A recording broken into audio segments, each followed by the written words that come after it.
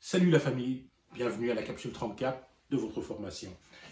On est toujours dans la gouvernance, et oui, il faut travailler dessus, il faut terminer sur la gouvernance, il faut bien parler de la gouvernance parce que c'est très important pour la stabilité et même la vision, pour le positionnement, même pour la stature d'une organisation supracommunautaire.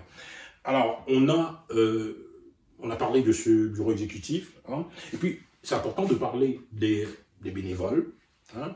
Le bureau exécutif, on en a parlé, il y a 6 membres, justement, dont on a parlé tout à l'heure, qui vont être rémunérés. Hein.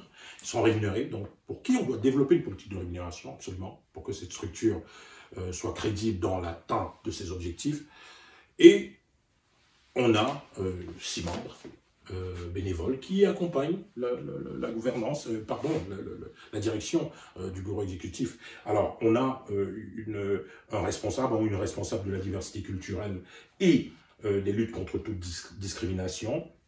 On a un ou une responsable des réseaux des professionnels afrodescendants, bien sûr, parce que c'est une partie très importante à considérer. Quand on a un responsable de la lutte contre toute discrimination, c'est un poste très important. Et on a vu tout ce qu'on vit aujourd'hui en société, donc il faut du monde qui se spécialise et qui nous accompagne précisément dans ce secteur-là. On a un réseau de professionnels afrodescendants. Voilà, vous savez, quand on rentre du membership des membres, ben, c'est des potentiels professionnels. Donc, c'est un potentiel, c'est un potentiel qui est là dans notre base de données. Donc, il faut répertorier leur expertise et il faut qu'il y ait une ressource, justement, qui s'en charge et collabore avec d'autres organisations comme le REPAF, justement, qui est l'organisation des professionnels afrodescendants, ou d'autres organisations, comme on a collaboré avec le SWAT et Reloc Québec, pour justement travailler avec l'ensemble du recensement des professionnels qu'on a. Alors, on a un responsable des services sociaux,